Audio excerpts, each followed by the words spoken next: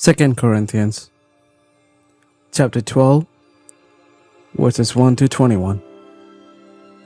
This boasting will do no good, but I must go on. I will reluctantly tell about visions and revelations from the Lord. I was caught up to the third heaven 14 years ago. Whether I was in my body or out of my body, I don't know. Only God knows. Yes, only God knows whether I was in my body or outside my body.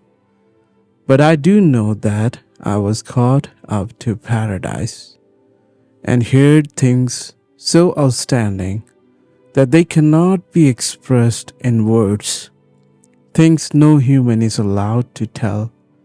That experience is worth boasting about, but I am not going to do it. I will boast only about my weakness. If I wanted to boast, I would be no fool in doing so, because I would be telling the truth. But I won't do it, because I don't want anyone to give me credit beyond what they can see in my life or hear in my message.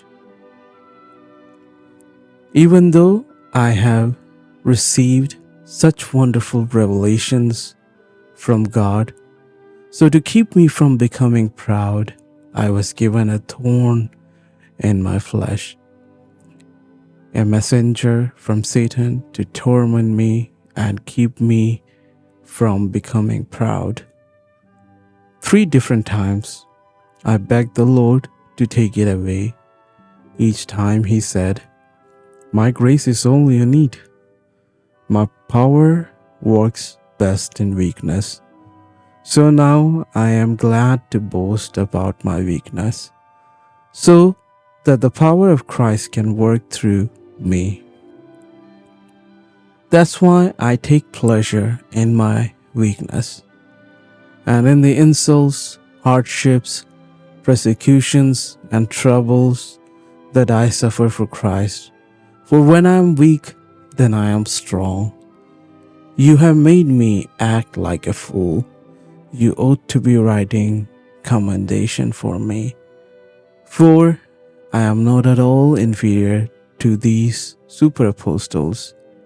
Even though I am nothing at all, when I was with you, I certainly gave you proof that I am an apostle. For I patiently did many signs and wonders and miracles among you.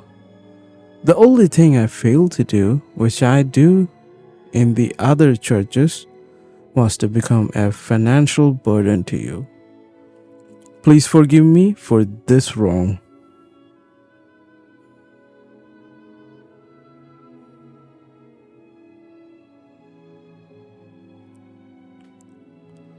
Now I am coming to you for the 3rd time, and I will not be burdened to you.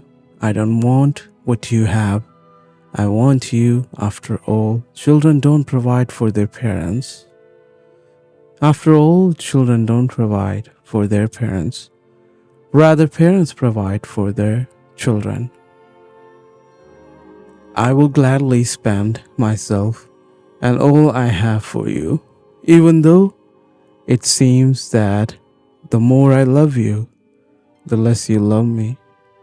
Some of you admit I was not a burden to you, but others still think I was sneaky and took advantage of you by trickery. But how did any of the men I sent to you take advantage of you? When I urged Titus to visit you and sent our other brother with him, did Titus take advantage of you?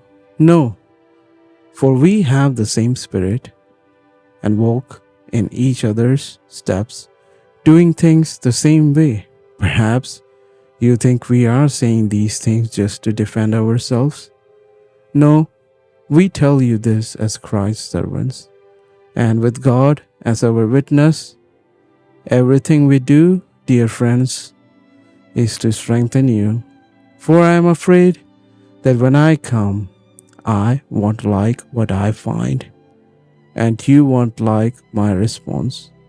I'm afraid that I will find quarreling, jealousy, anger, selfishness, slander, gossip, arrogance, and disorderly behavior. Yes, I'm afraid that when I come again, God will humble me in your presence, and I will be grieved because many of you have not given up your old sins. You